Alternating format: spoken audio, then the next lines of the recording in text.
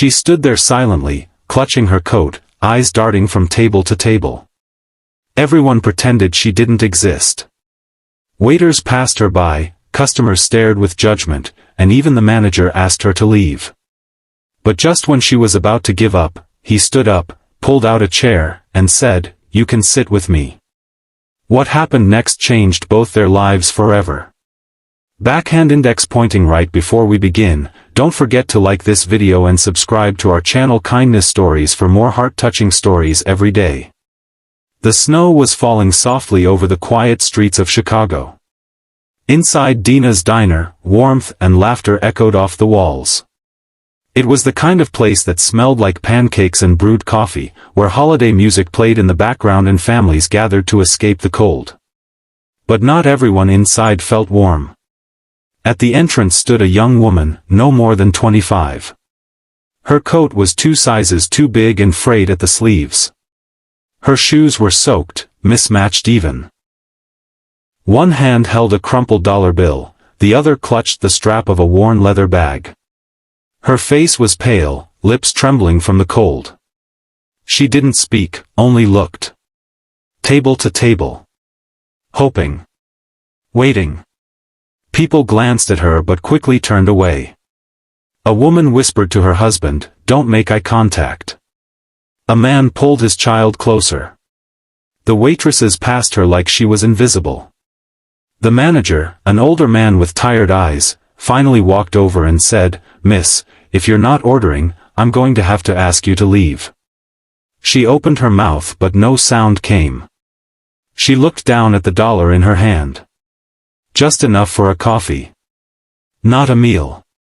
Not even a seat, apparently. She nodded and turned to go. But one man, seated at a corner booth alone, noticed everything. He had been watching quietly, sipping his coffee. He wasn't rich. He wasn't dressed fancy. Just jeans, a flannel jacket, and a weary kindness in his eyes. He looked to be in his mid-30s, with tired hands that hinted at hard labor, and a deep scar across one eyebrow that told of old battles. Before she reached the door, he stood up. "Excuse me," he said loud enough for the room to hear. "You can sit with me." The restaurant fell into silence. Eyes turned. The young woman stopped in her tracks. He walked to her, pulled out a chair at his table, and gently nodded. "It's warm here. And they've got good pie." She looked at him, confused and cautious. "But I don't have enough. I didn't ask for your wallet. Just your company," he smiled. With shaky steps, she walked over and sat down. The warmth of the seat made her eyes well up. She blinked the tears away. He flagged down the waitress. "We'll have 2 coffees and a plate of blueberry pancakes. Extra syrup." She leaned closer. "You don't have to do this." He shrugged. "I know.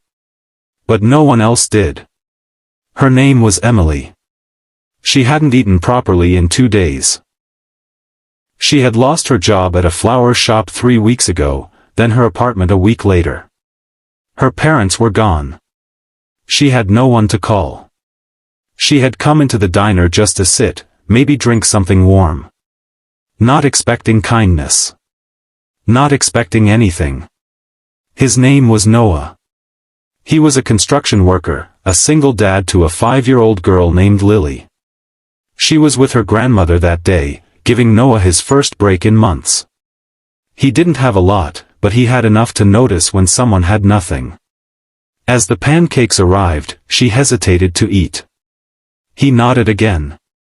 "Go ahead. They're better warm." Bite after bite, Emily began to thaw. Not just from the cold, but from despair. For the first time in days, someone had seen her. Not as a burden. Not as a threat. Just human. They talked. She told him about the bookstore she used to visit as a child.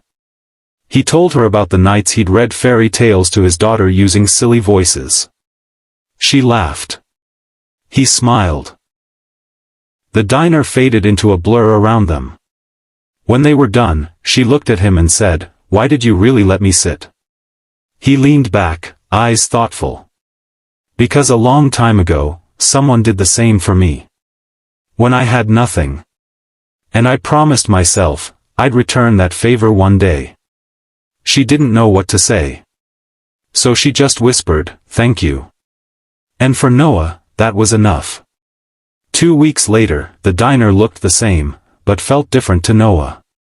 He still came every Sunday, ordering the same coffee and pancakes. But now, he always looked at the door, hoping. He hadn't seen Emily since that day. She had refused his money but had accepted a warm jacket he offered when they parted. She told him she'd find a way, get back on her feet. He hoped she did.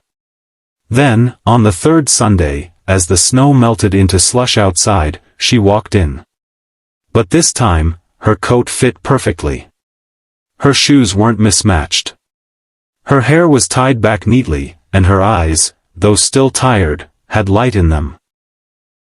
Noah stood up before she reached him. "I got a job," she said, smiling.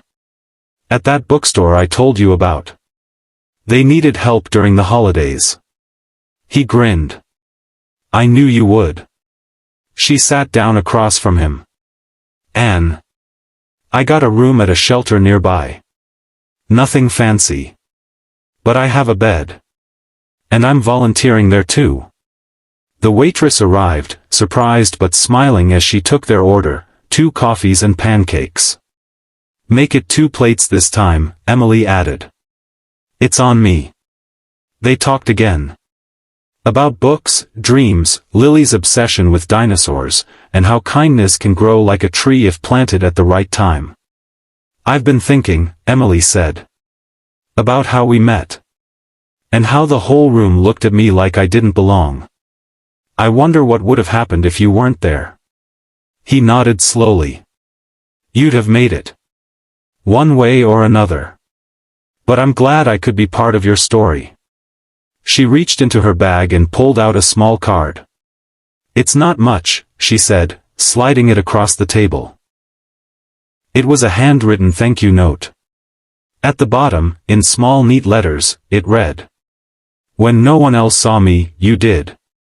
Thank you for saving more than just a seat." He read it, and for a moment, didn't speak.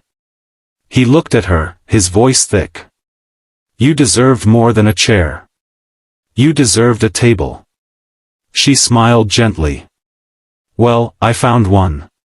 Thanks to you." They sat for a long time after that. Talking. Laughing. Not strangers anymore. Just 2 souls who met on a cold day when the world had turned its back, and one simple act of kindness turned everything around. Sometimes, kindness doesn't need to be loud. It doesn't need to be grand. It just needs a chair pulled out, and a heart willing to offer it.